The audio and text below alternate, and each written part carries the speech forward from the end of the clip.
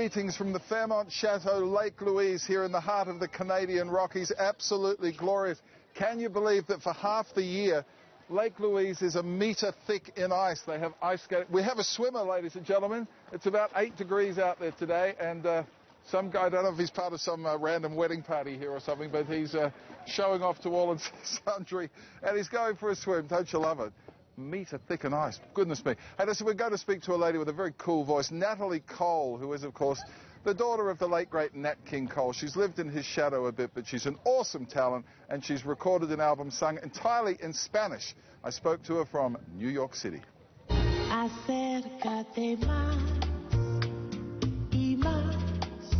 She is, of course, showbiz royalty, the daughter of the great Nat King Cole, whose memory and music she kept alive back in 1991 in magnificent style. We really thought that this was a record that would be embraced by Nat King Cole enthusiasts, jazz enthusiasts, but the whole world ended up embracing this record, and it was much more than we had ever envisioned. It changed my career, and it was the first time that I'd really had a chance to really bond with my dad. Unforgettable with Love won Grammys, sold millions, and featured a groundbreaking video. Unforgettable in every way. Just beautiful. But of course it wasn't the first time Natalie had sung with her dad. We didn't sing serious songs. We sang camp songs and kids songs, and you know, maybe every now and then during Christmas we'd sing a few little Christmas songs, but you know, my dad was he was a kind of a fun guy. So at what point did she realize that her dad wasn't just a great singer, but also a pioneer and an inspiration? It wasn't until probably my own career started that I got a re-education of my father's work, his courage, his fearlessness, because it wasn't always just about music. It was about crossing racial borders and having to deal with being harassed by whites, as well as even in Latin countries. When he recorded the Spanish record, you know, he went over there in the midst of racial strife. And as the story goes, he was invited to sing at the famous Hotel Nacional in Cuba, but wasn't actually allowed to stay there. Even to this day, there is a statue of my father in front of that hotel.